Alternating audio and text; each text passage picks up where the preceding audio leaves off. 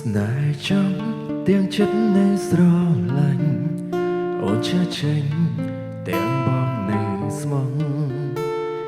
បងភ្លេងចោលទាំងអូនយកចិត្តស្មងទៅឲ្យនាងផ្សេងចប់គ្នាចប់ឈ្មោះជាសង្សារអូនប្រាប់ថាសូមរកជាមិត្តព្រោះម្នាក់ទៀតដែលអូនស្និទ្ធគេក៏ជាមិត្តចិត្តបងដូចគ្នាត្រៀមធ្វើទឹកមុខរបៀបណាឲ្យសាងស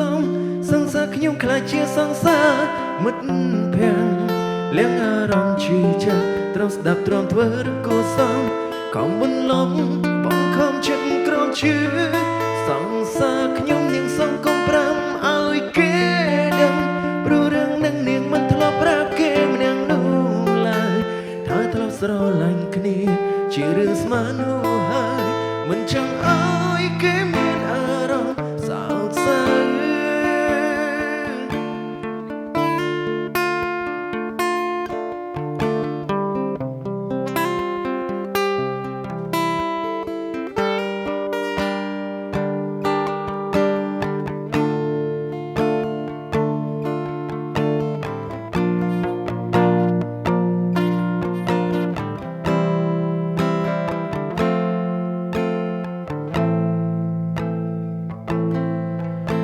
ចុះគ្នា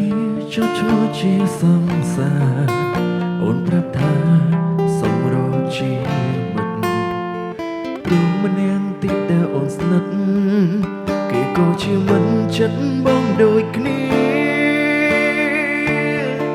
ត្រៀមធ្វើទឹកមុខរបៀបណាឲ្យសាងសង្សារខ្ញុំខ្លាចជាសង្សារមិត្តភ័ក្តិលៀងអារម្មណ៍ឈឺចាប់ត្រូវស្ដាប់ត្រឹមធ្វើឬគួសមខំមិនឡំបងខំចិត្តក្រំឈឺ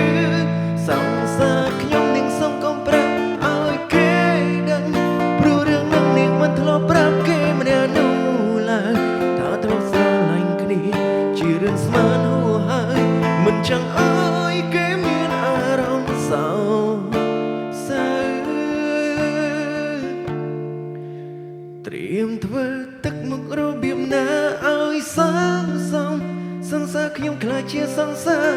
មិត្តភ័ក្តិលៀងអារម្មណ៍ឈឺចាប់ត្រូវស្ដាប់ទ្រាំធ្វើឬក៏សំខំមិនឡំ